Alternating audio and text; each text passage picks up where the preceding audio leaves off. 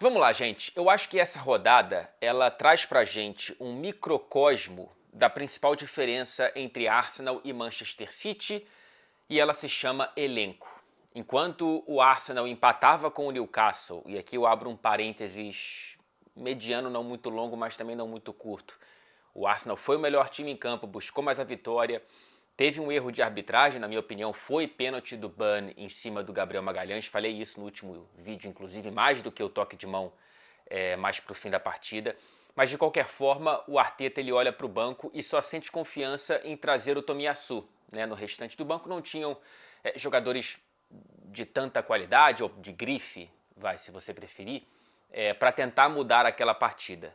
Do outro lado, hoje, contra o Chelsea, o Guardiola ele olha para o banco e traz jogadores como Grealish e Mahrez, que acabaram participando diretamente do gol que traz a vitória para o Manchester City, que agora reduz a diferença para o Arsenal, que era de 7 pontos, passou para 8 com empate no Emirates Stadium, mas enfim, na mesma rodada agora acaba reduzindo para 5 pontos. É claro que eu não estou falando que essa diferença ela vai ser determinante para definir o campeão da Premier League, mas eu acho que, pelo que passou e pelo que a gente vê, dá a dimensão do quão impressionante é a campanha do Arsenal, e essa vantagem, mesmo reduzida, ainda é bastante significativa, dada essa diferença de opções que o Arteta tem e que o Guardiola tem. É claro que, enfim, o Guardiola já está muito mais à frente no trabalho do que o Arteta, ele tem mais dinheiro para investir, mas de qualquer forma, o Arsenal vem investindo bastante nas últimas janelas de transferências e pode vir a ter nas próximas temporadas um banco mais rico do que tem atualmente. De qualquer forma, não sei o que o Arsenal vai fazer nessa janela de transferências em janeiro, isso pode acabar fazendo a diferença daqui para frente. Mas até aqui eu só tenho aplausos para a campanha do Arsenal. Enfim, dado esse preâmbulo, vou focar um pouco mais nessa partida em Stamford Bridge. Lembrando que esse vídeo ele é apoiado pela PagBet, parceira do meu canal, minha parceira, e se você responsavelmente pensa em entrar nesse mundo das apostas esportivas ou já faz parte desse mundo e está procurando uma nova casa de apostas, eu deixo aqui a minha recomendação, né? Se você tem algum carinho, dá algum valor para as minhas sugestões, faça o favor de se juntar à PagBet. Na PagBet, se você acertar, está pago. Lembrando que eu sempre deixo o link tanto na descrição do vídeo quanto no comentário fixado, tá bom? Acho que no fim das contas a qualidade do Manchester City fez a diferença, já falei dessa questão do elenco, mas o Chelsea fez uma partida bastante honesta, tá? Dada as condições que o time tem. Não vem bem nos últimos 10 jogos em todas as competições. São 3 vitórias, 3 empates, 4 derrotas. Não voltou muito bem da Copa do Mundo e tem dado bastante azar em relação ao aspecto físico, né? Já tem diversos jogadores machucados, Fofana, Chilwell, Reece James, Kanté, o Broja, enfim, vários outros jogadores que eu não estou lembrando aqui, o Mendy, enfim. E antes dessa partida perde o Mason Mount, que pela primeira vez foi desfalque nesta Premier League.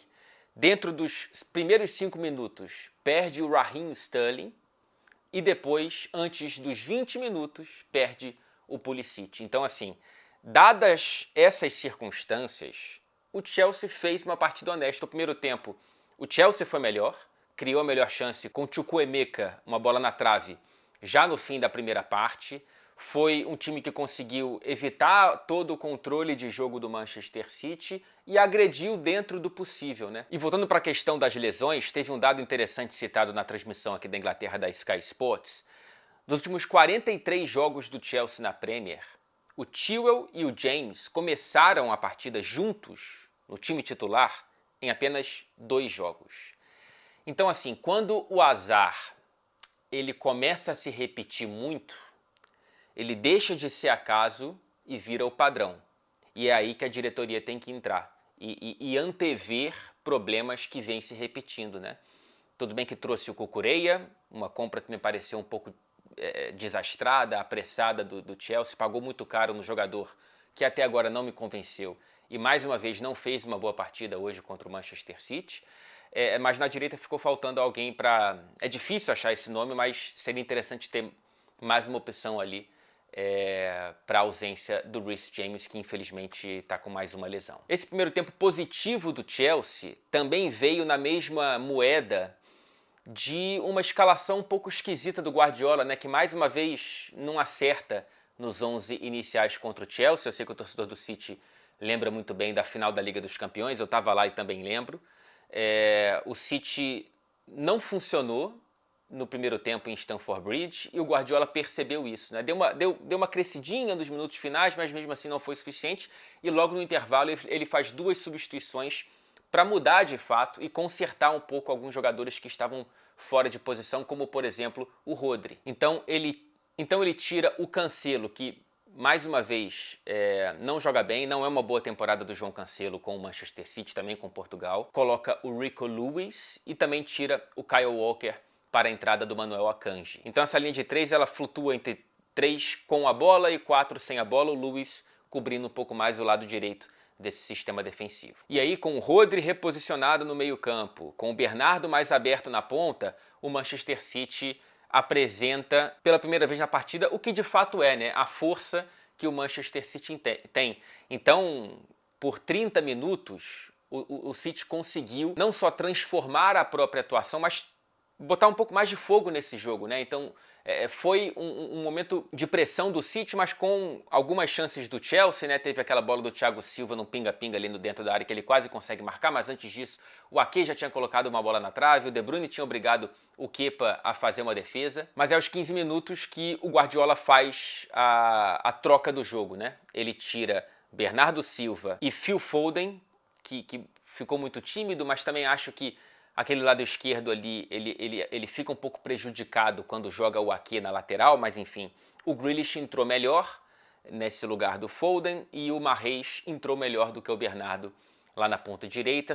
Menos de 5 minutos depois dessa dupla entrar, participa ativamente desse gol. O Grealish cruzando uma bola que corta toda a área e para no Mahrez. É evidente que o Kepa poderia ter feito mais nesse lance. O Cucurella também poderia ter defendido um pouco mais aquele lado, mas enfim, o Manchester City consegue, por conta da força do próprio elenco, fazer esse gol e, por consequência, como eu já disse, diminuir a vantagem do Arsenal. Aí nos 15 minutos finais o Chelsea consegue ter mais volume de jogo, consegue criar mais oportunidades, consegue pressionar o Manchester City, mas não agride tanto, né? E aí acaba não conseguindo marcar o gol de empate. E um dado que é bastante impactante, que eu vi antes da partida e segue sendo verdade depois dela, é que o Haaland, sozinho, nessa Premier League tem mais gols do que o Chelsea. São 21 gols do atacante contra 20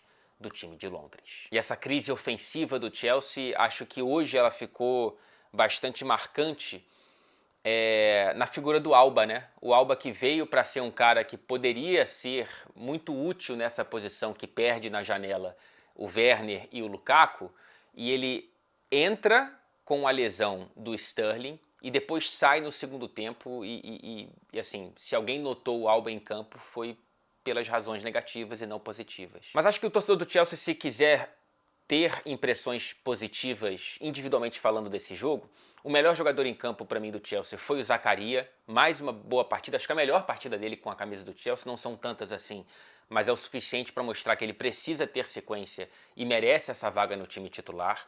O Kovacic foi muito bem na primeira parte do primeiro tempo, mas depois, enfim, não conseguiu manter esse nível, mas teve momentos brilhantes o Kovacic. O Thiago Silva sempre seguro, sempre um absurdo de zagueiro. E foi bacana ver os jovens em campo, né? Não só o Chukwuemeka, mas também no segundo tempo as entradas do Hall e do Hutchinson. Então, enfim, pelo menos tem isso, né? O Potter precisa desses jogadores, porque, enfim, tem tanta gente machucada.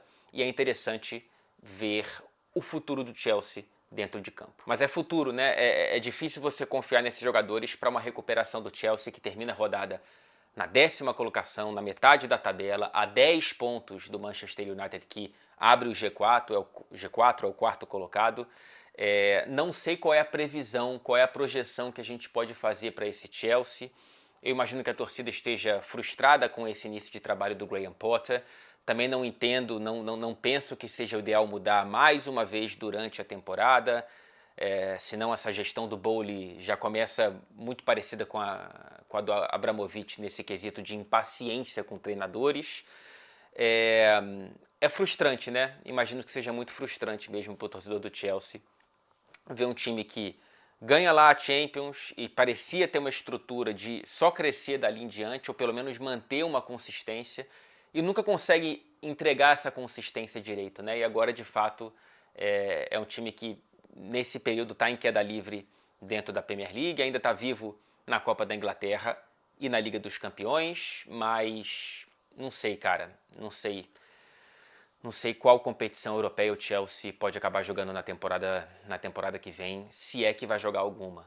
Eu acredito que vai, mas enfim, jogar a próxima Liga dos Campeões está cada vez mais distante. E vejam só a próxima rodada da Premier League olhando para essa briga pelo título.